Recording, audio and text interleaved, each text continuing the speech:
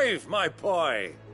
Rutherford informs me that we owe you our thanks. Hadn't intended for you to get involved, but such are the times we live in, huh? I would have done the same for anyone else. You're far too modest, Clive. You'd make a terrible nobleman. But tell me, is the realm truly in as dire a state as Rutherford suggests? From what little I saw, you were right to be worried. I suppose I should have expected the worst. But I was rather hoping the great and good of the realm might have things a little more under control. Alas, it seems that firm leadership is in short supply these days, and without it, the people are bound to lose their way. We must move quickly. But where do we start? True, the challenges that face us are many. But in my estimation, there are two key areas to be addressed before any other. The realm's armies and her larders. As you've seen firsthand, it's every man and woman for themselves out there. Certain cities have banded together to try and maintain some semblance of order, yes, but such cases are few and far between. And yet, the only remedy for the chaos that faces us is unity. A unity that transcends even the borders laid down by our ancestors. In short, if Storm does not stand together, she will fall apart. But how would one even begin to unite the realm? The armies, my boy. As I told you already, we begin by restoring order among the ranks of those sworn to maintain it. Sadly, I doubt I could convince even the lowliest gaggle of privates to dig a latrine together. But I do know someone the High Commanders have been known to listen to on occasion. Field Marshal Eugen Havel. I thought he was retired. He was, until an Akashic army tore through Randalar and killed most of the rank and file. There is no man alive more capable. Literally. And as luck would have it, I've already spoken with him on the matter. Of course you have. And he's agreed to help. On one condition. That he first speaks with you personally. Havel has always been a man of frustratingly rigid principle, and he has certain qualms about clasping arms with, well, with an outlaw. I extolled your many virtues as best I could, of course, but the old goat was adamant that he be allowed to appraise you in person. You don't mind, do you, my boy? Of course not. As long as chaos reigns, we will never build a better world. I'll do whatever it takes. And if the Field Marshal wishes to speak with me in person, then so be it. That's the spirit. I'll leave for Randalar at once. Would you send a Stolas? Of course. Rutherford is already in the Dalmekian capital. I'll have him tell Havel to expect you forthwith. Excellent. Thank you, Uncle. No, thank you, Clive.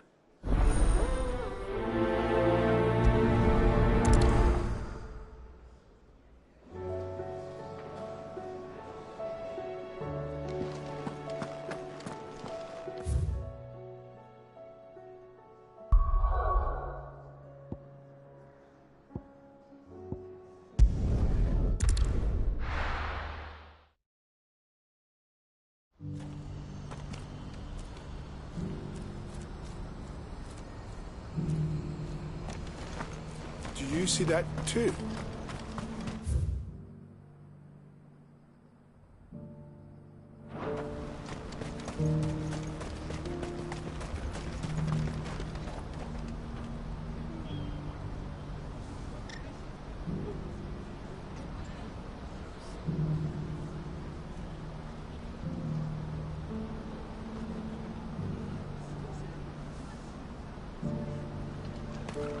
Papa?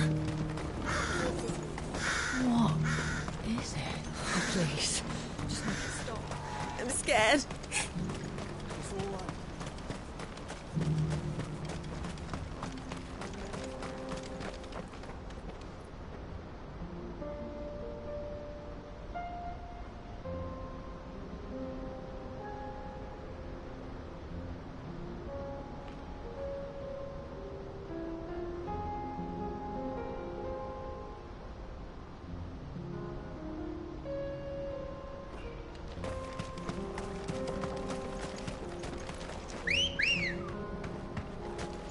Come on.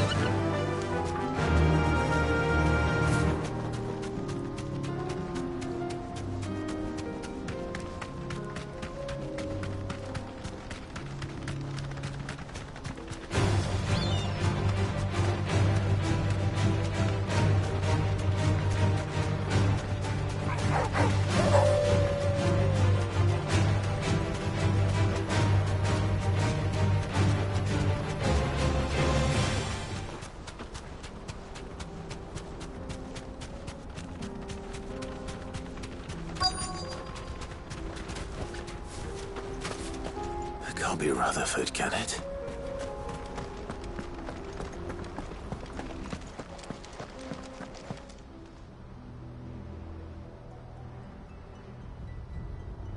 Turncoats and cowards, the lot of you! If it's a fight you want, it's a fight you shall have! Allow me. I don't need your... Please, Field Marshal, oblige him. This won't take long. You're right. It won't. Men, finish him.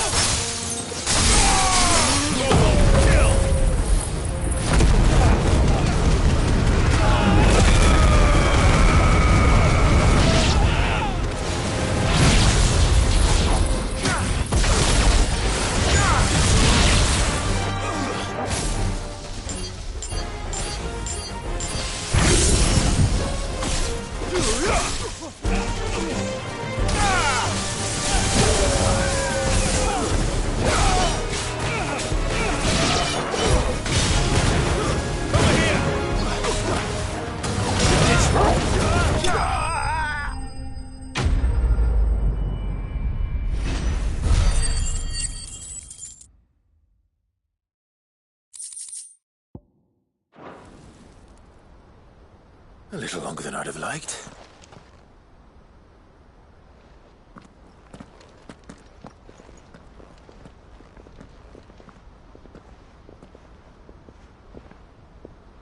Field Marshal Havel, I presume. Are either of you injured? No, my lord. You arrived just as our escort turned on us. Fucking traitors! I'd heard reports of soldiers in the outlying regions abandoning the oaths they swore. But I hadn't thought the corruption had reached so close to the heart of the Republic. It's a fucking disgrace. Your interfering old bastard of an uncle tried to warn me, of course. My lord Marquis. Or is Sid the Outlaw more to your liking? Call me what you want. It doesn't change who I am, or the urgency of the message I bring. My uncle has a plan to right the realm, and he needs your help to see it through. Before I agree to anything, I'd have you answer one question. What do you stand to gain from all this? I won't deny that I might benefit from further chaos. But I seek a new beginning for all of us. And while the choices I've made may not always have been the right ones, I know I made them for the right reasons. For so long, so many of us have been told how we could live, how we could die, when it should have been our decision all along. Now we have a chance to put things right. But in order to take it, we must stand together. Even if it be beside those with whom we don't see eye to eye.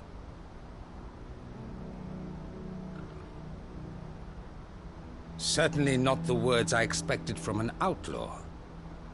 But perhaps your uncle was right. You are no ordinary outlaw. I'll never hear the end of this. All right. I'll start by ordering my most trusted guard to bring the Dhalmekian fringes under control. Next, I'll make contact with my counterparts in the Imperial Army and see if I can't convince them to try and restore order in their own territory. Thank you, Field Marshal. But they are not the only ones we will need to convince. What do you mean? I don't doubt that I can bully some sense into a few generals, but those they answer to require a different kind of persuasion. And when it comes to honeyed words, well, we will need an envoy. One who can court even the most stubborn of statesmen. You, perhaps? I'm flattered. But I'm no diplomat either. And I have other problems to attend to. What we need is a skilled arbitrator. And I may know just the person. Is that so? And would he happen to be an outlaw too? Of a different kind, perhaps. Well, beggars can't be choosers. I suppose we'll all have to find a little of the outlaw in ourselves if we're to make it through this. Very well. Send your man to me right away.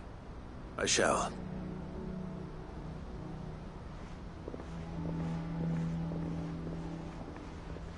My Lord Marquis. Your Lord Uncle bade me escort the Field Marshal to his manor in Port Isolde. And I will see that my associate joins you there. Very good, my lord.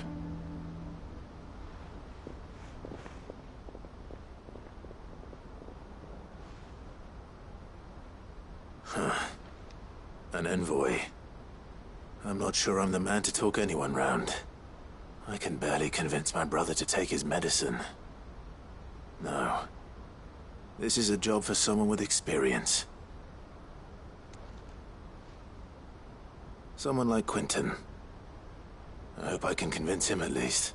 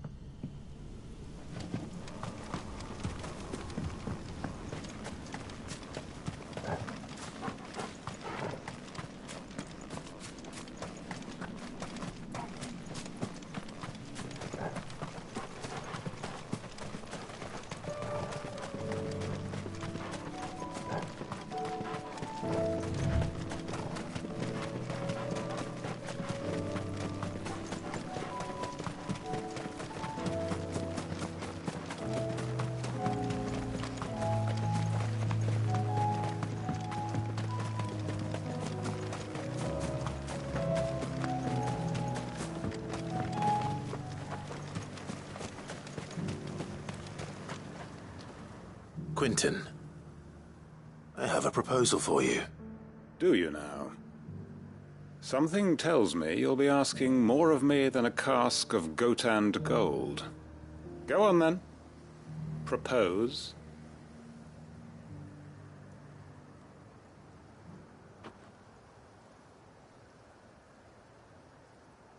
You'd have me convince the chiefs and chamberlains of the realm that they should simply swallow their pride and do the one thing that has proved impossible for thousands of years.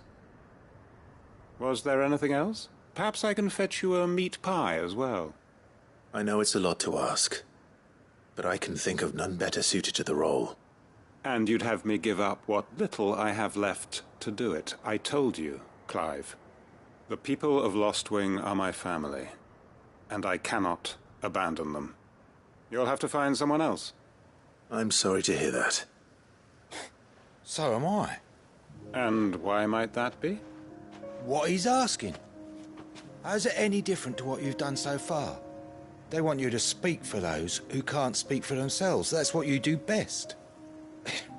If it's the vineyard you're worried about, we'll see that the grapes are picked and the tons filled. You know we will. It's not that. Then what is it?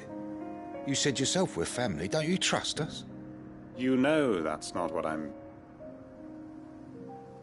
Then what are you saying? That only we are worth saving? Why turn your back on everyone else? You convinced us we could build new lives for ourselves, and if you can do that, who's to say you couldn't convince the entire realm? A stirring argument. I fear that any rejoinder I make might fall somewhat flat by comparison. So you'll join us? Where do you need me? Field Marshal Havel will want to speak with you in person. He's currently in Port Isolde. I can arrange for a party of Cursebreakers to accompany you there. That would be very much appreciated. I hear the roads are far from safe these days. Hopefully not for long. My uncle will want to know that his plan is taking shape.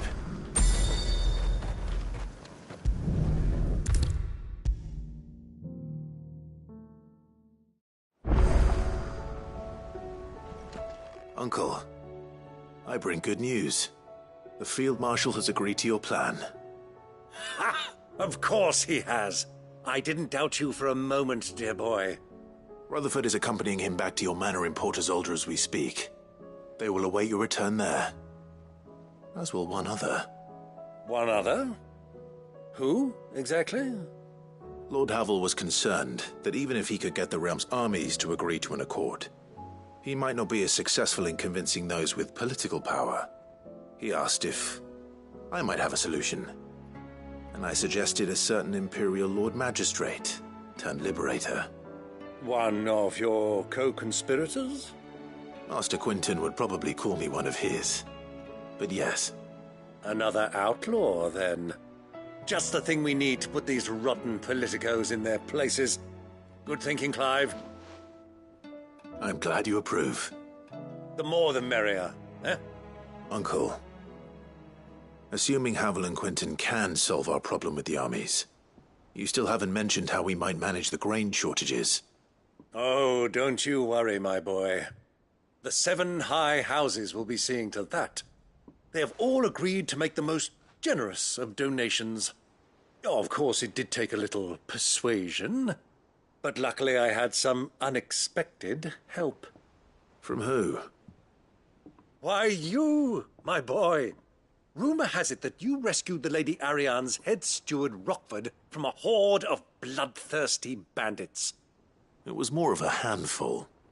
Well, the old battle-axe was so pleased. She had a shipload of talents delivered to my private docks by the next new moon.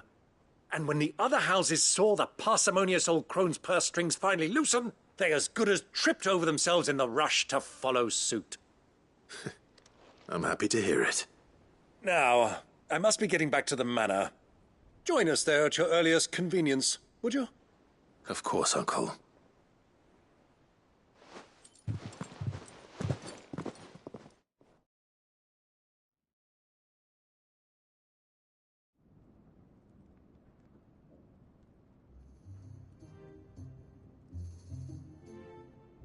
And how, pray tell, will we get that grain to the capital if the roads are still overrun with Akashic?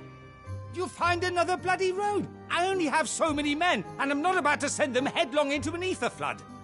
That is, unless you'd have them turn as well. Well, I'd certainly eat less. Says the man with a belly bigger than a band of curls. My soldiers actually need their rations. Without any food to keep them going, they'll be dead even before you've sent them on your fool's errand. If I may, gentlemen, perhaps I might suggest an alternative approach. Though supply routes are indeed disrupted, there is no shortage of ships. Indeed, they bob away in every bay from here to Randalar, awaiting a safe haven. Allow them to make port and fill their bellies full of grain. And once those who crowd the cities are fed, ferry the displaced back to the countryside to work the fallow fields. But I'm sure that you wish to continue your discussion. Forgive the interruption. 2 such firm friends as yourselves need no help from the likes of me. Rutherford spoke fondly of the great bond between you. Us? Friends? I can't stand the man. Clive, I'm beginning to question the quality of the company you keep. And what kind of company were you expecting him to keep? The man's a criminal. Criminal? How dare you? You are not fit to breathe the same air as this fine, upstanding young gentleman. Upstanding? He calls himself Sid the Bloody Outlaw. Once more onto the breach.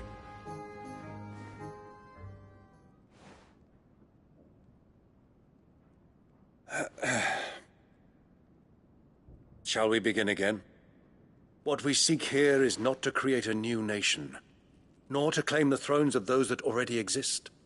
We wish simply to bring stability to the realm that mankind might weather the current storm. And to do that, we must convince those in power, the generals, the statesmen, the nobles, that our cause is just. There will be disagreements, yes, and I imagine some resistance, much resistance. But we cannot let that deter us. If we show them the path, show them that we walk it ourselves, then I am confident they will follow. The fate of the world lies in my nephew's hands, but the well-being of her people lies in ours. And we must not squander the chance that Clive has given us. Uncle Byron, Now, with that settled, let's move on to the signing of the Accord. For what great moment in history hasn't been accompanied by a little ceremony?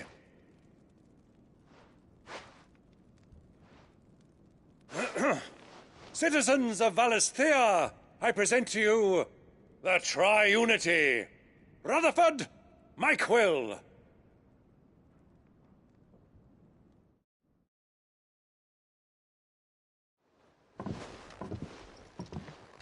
Well, my boy, the stage is set. that it is. This is the role you were born for. Now I ask only that you trust in the talents of your supporting cast. We shall play our parts to the best of our abilities, that you might have the opportunity to shine. The realm needs its Sir Crandall. And there is no better Crandall than you, Clive. I want you to keep this signed accord as proof of our faith in you. I will. Thank you, Uncle.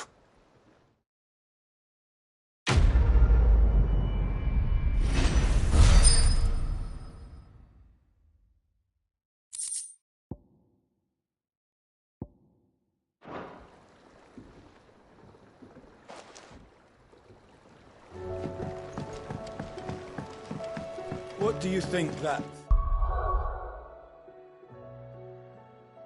thing is?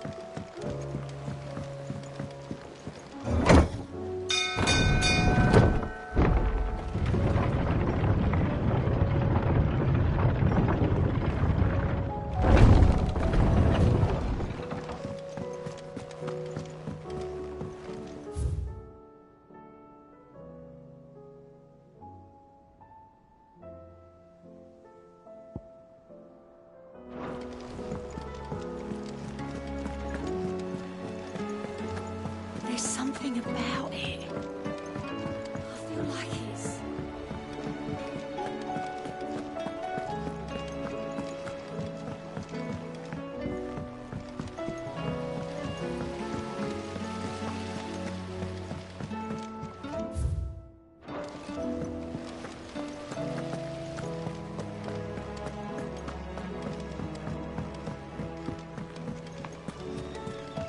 What do you think happened to Miss Middleton?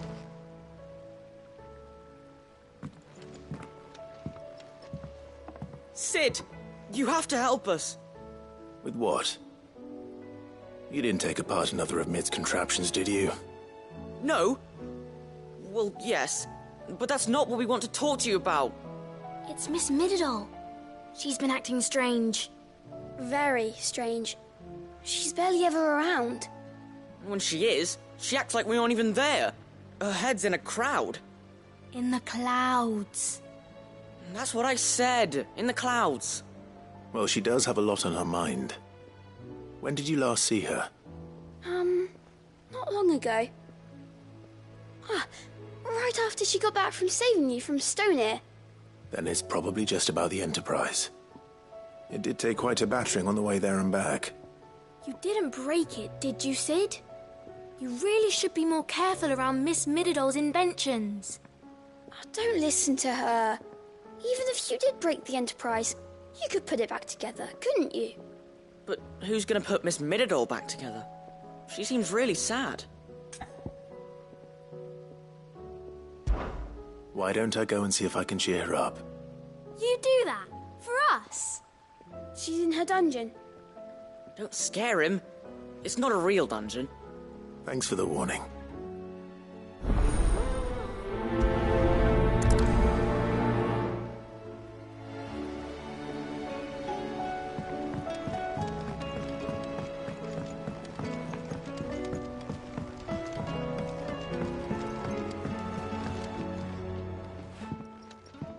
Mid, if you have a...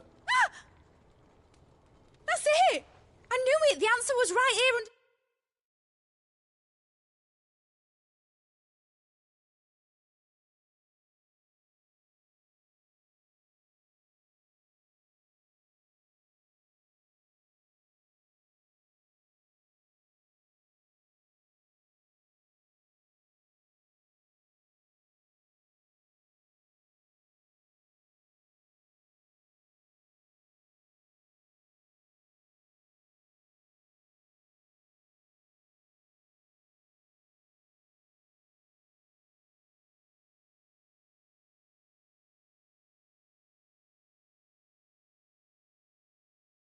My arse all along! If this doesn't steer to the skies, nothing will. To the skies? You aren't trying to give the Enterprise wings, are you?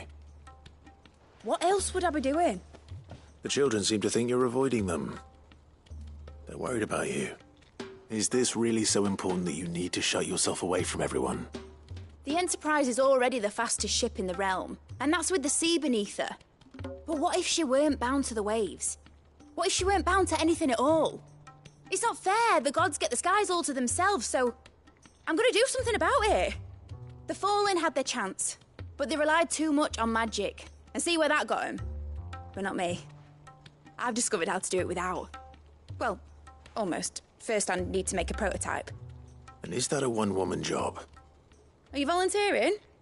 I'll have you know the Enterprise is my baby. But if a godfather's offering to lend a hand, I'd be happy to take it. First, I'll need oil, and not just some old drippings from Miss Molly's spits in the tub and crown. Refined stuff, like they make in Ordil. Then I'll need some bone, or shell. Light, strong, preferably no longer attached to the beast it belongs to. If it's beast bones you're after, I'm sure the curse breakers will know where you might find some. No, they'll know where you might find some. You're the one who offered to help, remember? I should speak with one of the curse breakers before I set off for Old Hill. See if I can't find this bone while I'm there as well. Has Mididol mentioned a new project yet? Not exactly.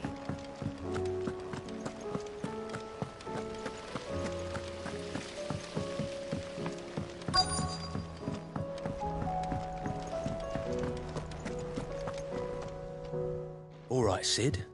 Come to buy us around, have you? Only if you earn it. Mid needs a piece of light but durable bone for her next project.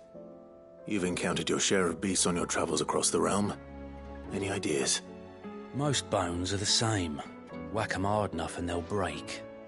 If it's durability you're looking for, shell will serve you better. You know what an adamantus is? I do. And I know to give them a wide berth. Will any old adamantus do? Well, with shells, the older the harder.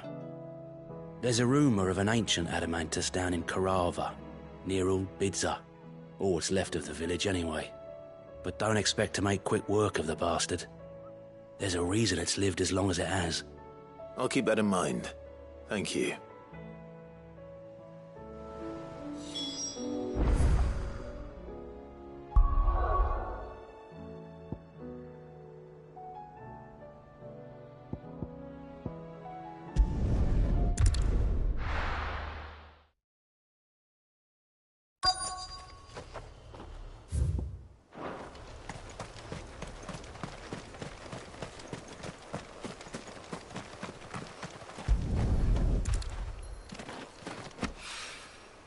Mid's oil.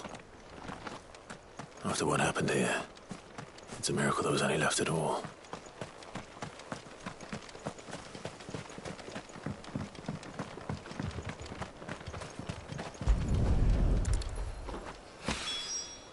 This should be enough.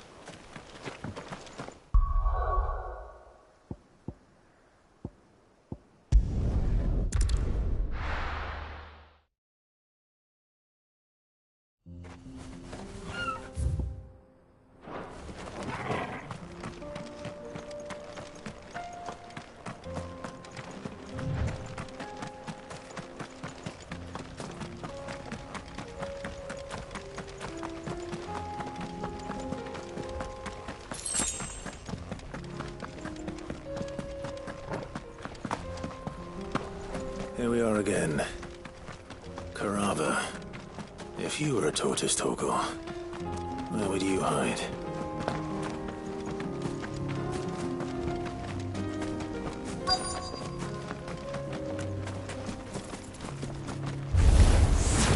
It looks like we found him.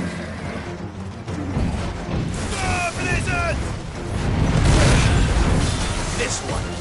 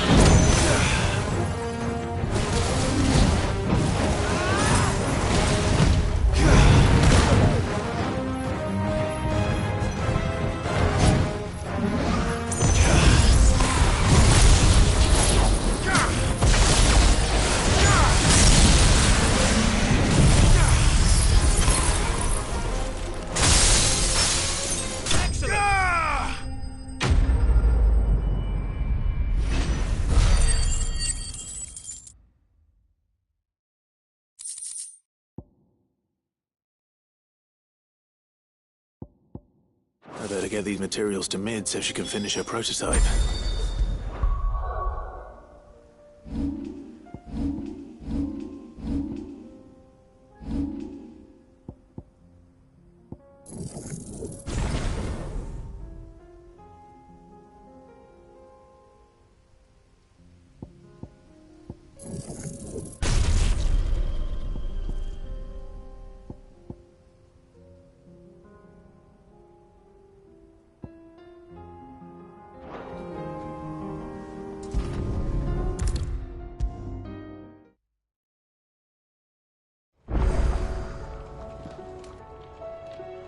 Mid, tell me this is all you need.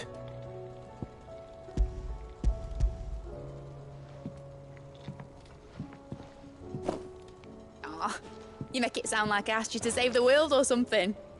tell me this is all you need? It's most of what I need. After you left, I went over the figures again, and I realised I'd forgotten a 1 and a 0. And a cogwheel. Just a tiny one. Though, that's the problem. Gears that small are a bastard to make, and I may have lost the one Blackthorn spent a fortnight toiling over. wait. The children. When they took apart your scales, there was a tiny brass gear. Now that I think about it, they didn't use it when we put the scales back together. The young'uns? But why would the... You know what? I don't want to know. I'll keep working on the model. You go and find that cog.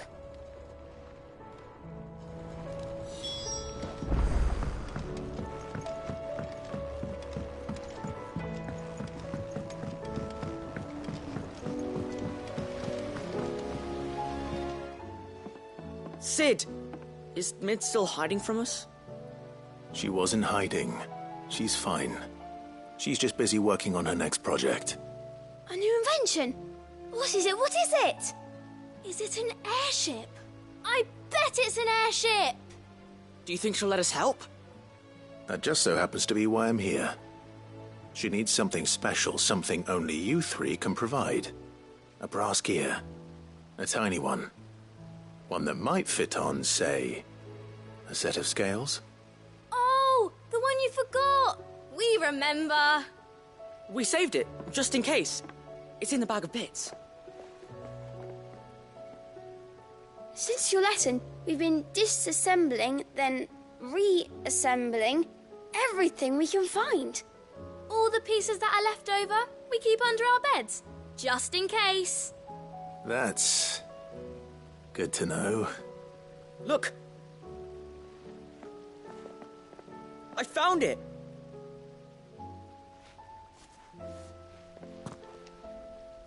Is that all? Just the gear? We have more parts if Mid needs them. That's all for now. But I'll let Mid know about your hoard. Just in case. Thanks, Sid.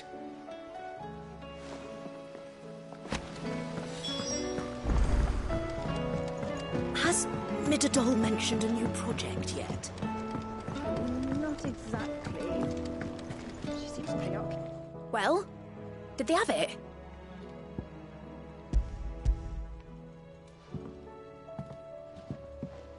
They did.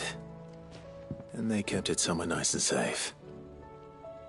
Will it work? Will it work? He's perfect! You're a genius, Clive. What exactly are you going to use it for? Only the most important job of all.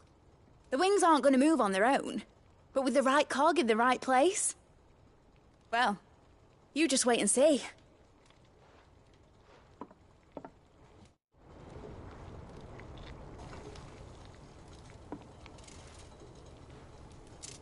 That should do it.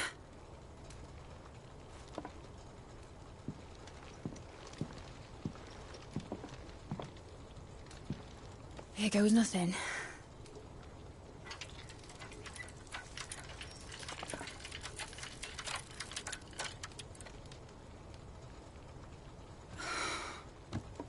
Titan's tits. It wasn't supposed to fly, was it? Of course it was supposed to fly. Wouldn't be much of an airship if it didn't. Honestly, these bloody engines are driving me mad. I was so sure this would be the day she soared. The Mithril engine was made to make dreams come true. But maybe this is one dream the world's better off without. Show folk how to take flying. It won't be long till they're raining death down on each other. People will lose their homes. Children, their mums and their dads. Like I lost mine. I'm sorry. So am I, Clive. So am I. Sorry that I have to choose. Do I follow my head, or do I follow my heart?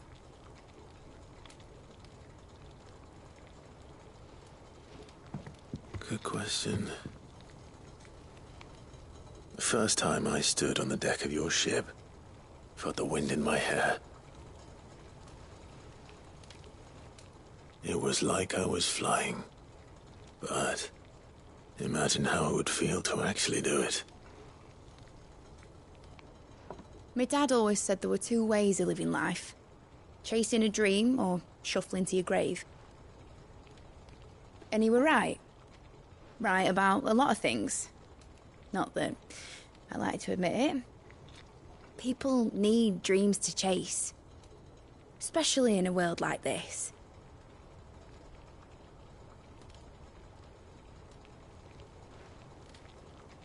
Right.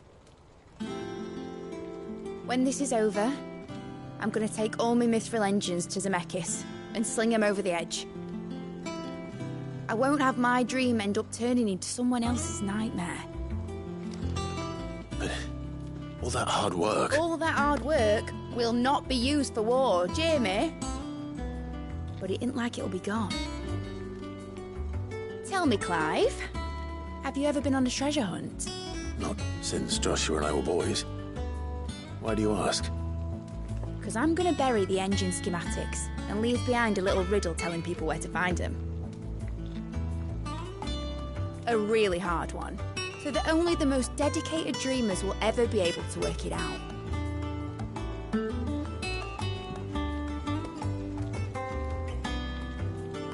Ooh, I can picture it now.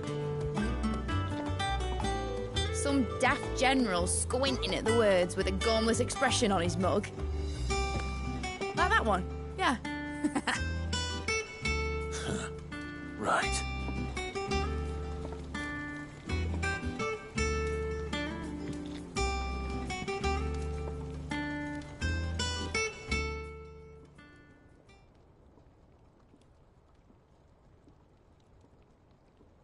Of course, if I'm putting this engine at the end of a treasure hunt, I'll still need to make it a treasure worth hunting for. Won't be much of a prize if it couldn't even make a toy boat fly after all. My dad always said, dream big. But it ain't the size of a dream that's important, is it, Clive? Only that it's a good one. And I reckon I've got a fair few good uns left in me. I'm sure you do.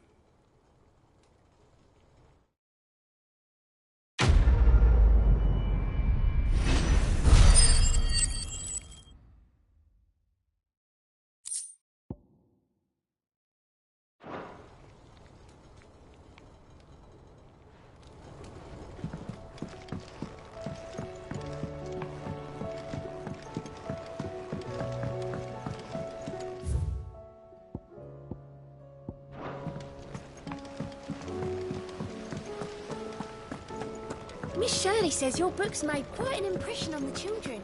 You've inspired them all to become writers themselves. Is that so? We'll need to find some more parchment then.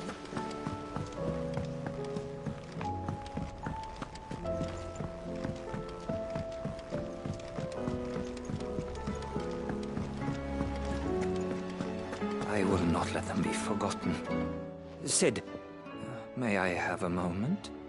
Of course. It is an honor to finally speak with you. My name is Herman. I've been with the Cursebreakers for some time now, and I wish to be deployed to Ash. Any assignment will do. No. The lands across the Narrow are too dangerous. I will not send good men and women to risk their lives needlessly. Why would you want to go back? I need to retrieve something. Something important. I was raised in an orphanage. The Badbach Conservatory. Or rather, I was held captive there. It was not a place of nurture. It existed solely to turn bearer children into mindless weapons. We were tortured until we feared no pain. Tormented until our hearts turned to stone. And few ever survived long enough to become tools of the last king. I can't imagine. I lost so many. I can't even remember all their names. But they must be remembered. They cannot fade away, faceless and forgotten. The Institute was run with military precision. Every child measured, every name recorded, every death logged with meticulous care. Sid, allow me to travel to Ash and recover the registry so that my brothers and sisters might live on. You were a good friend, Herman. But the fact remains that Ash is simply too dangerous. Sid, please. Even should it cost me my life. Too dangerous for you, Herman. But not for me. I'll go to Bad Bach and find the registry. You will? I won't let you risk your life. I don't know how to thank you. You can start by telling me where I'll find this orphanage. Vida Grace. Hidden in a forest, overlooking the plains. All right. I'll see what I can find there. May the mothers guide you.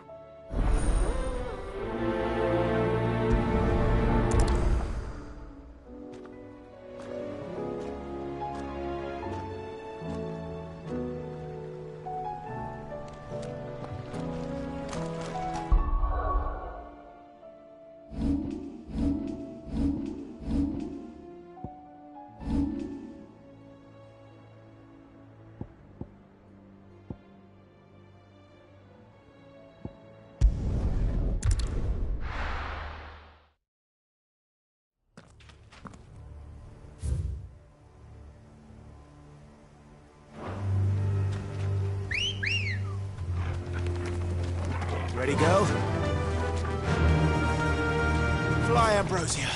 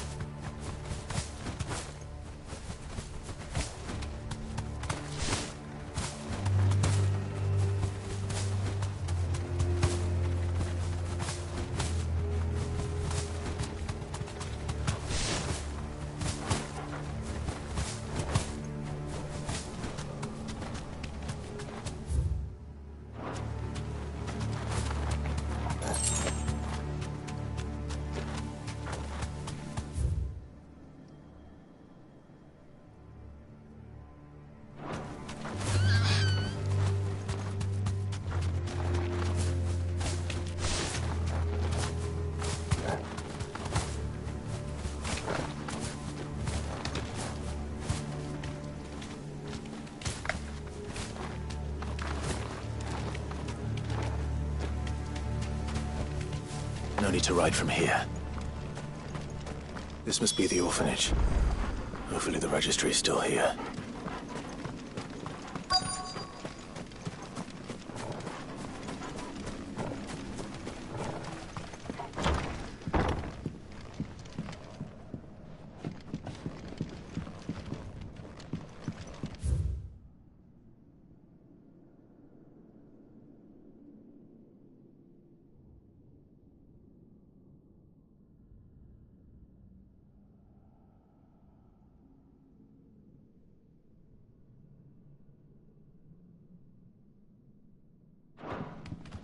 Conditioning.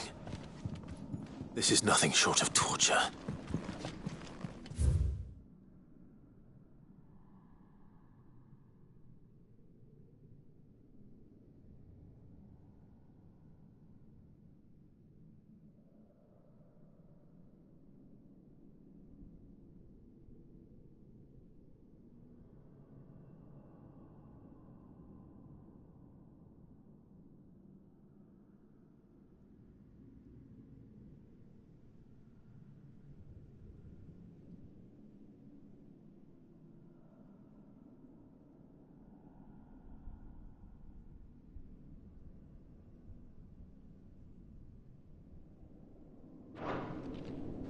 disposed of. Herman wasn't exaggerating. It's a wonder he survived this place. I need to find that registry.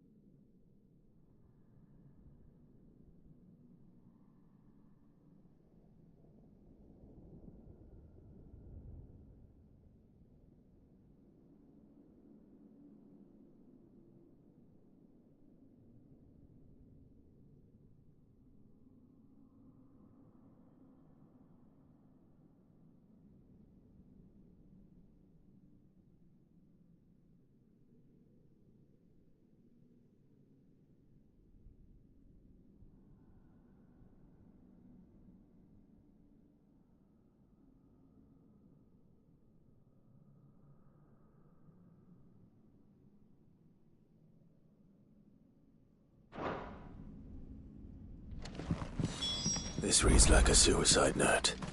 Did the director go through with his plan? There's only one way to find out.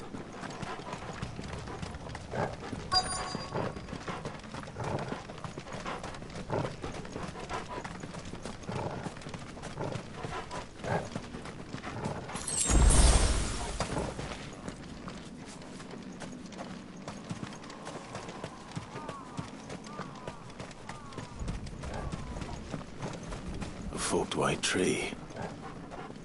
This must be the place.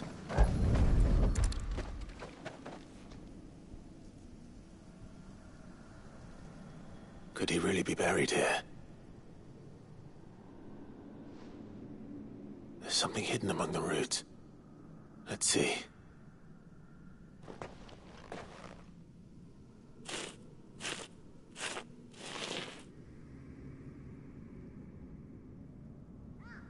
This must be the registry.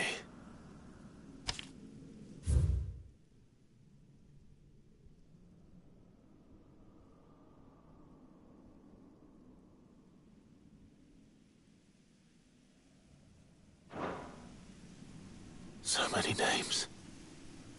This place was a slaughterhouse. And where is the architect of all this misery?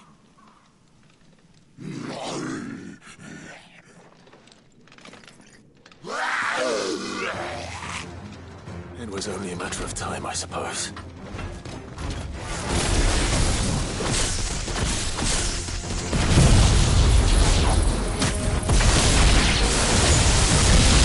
This place is cursed.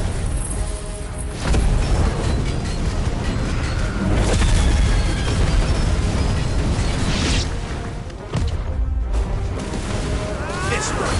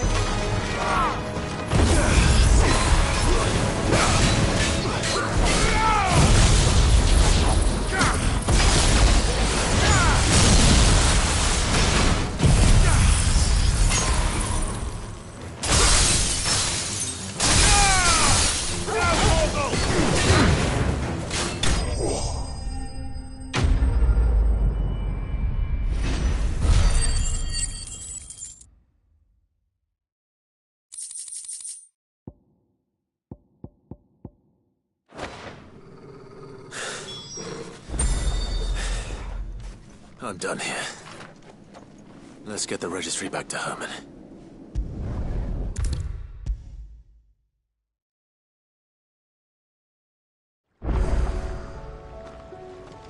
I hear that you traveled to Ash, Sid. Did you by any chance recover the names of my fallen friends? I did. Yes.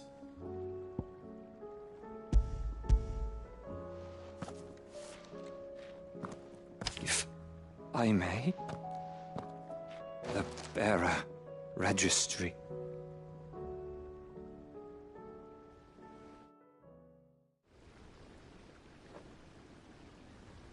The director was a brutal man. He got no worse than he deserved.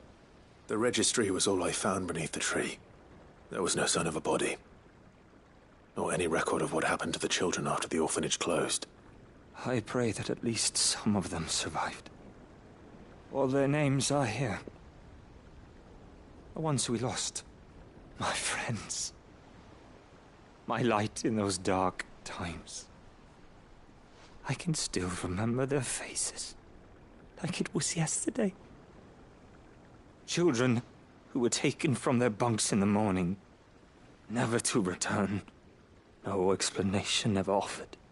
They'd be happy to know that you survived, Herman. But why did I make it out alive, when so many others died in that awful place? It's not your fault. And blaming yourself won't bring them back. Honor their memory. See that their names live on.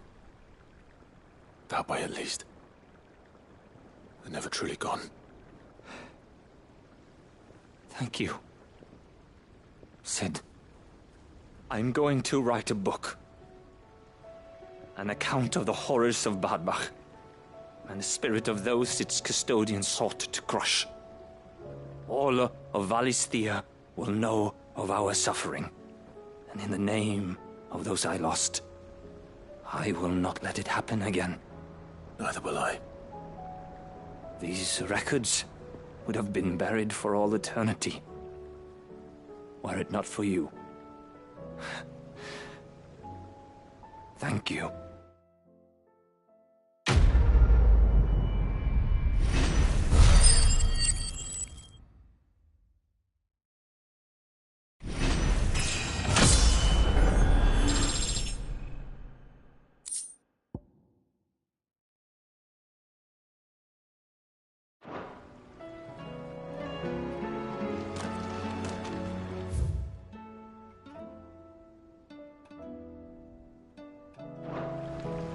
Do you suppose it's magic keeping the thing afloat?